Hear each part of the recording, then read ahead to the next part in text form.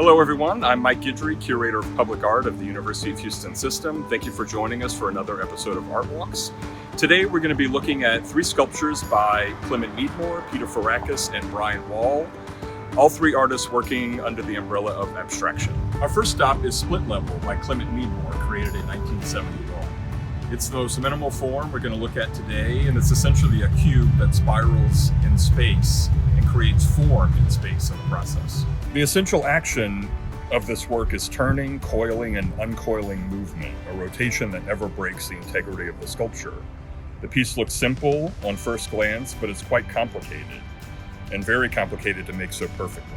Split Level invites the viewer to explore it from all angles, from its square tube beginning through the gentle 360-degree curve that frames the inviting center oculus. Now we're at Tower of Cheyenne by Peter Forakis, created in 1972.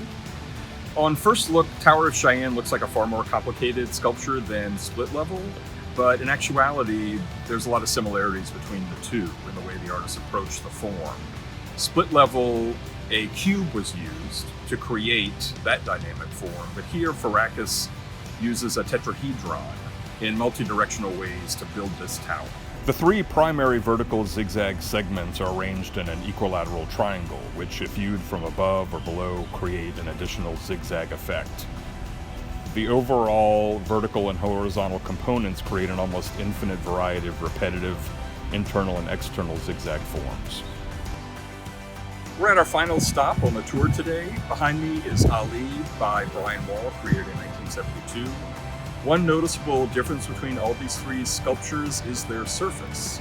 Meadmore and Forakis embrace the natural oxidation or rusting of Cor-ten Steel, but here Brian Wall paints the steel black in an effort to make the viewer pay attention to the forms more than anything else.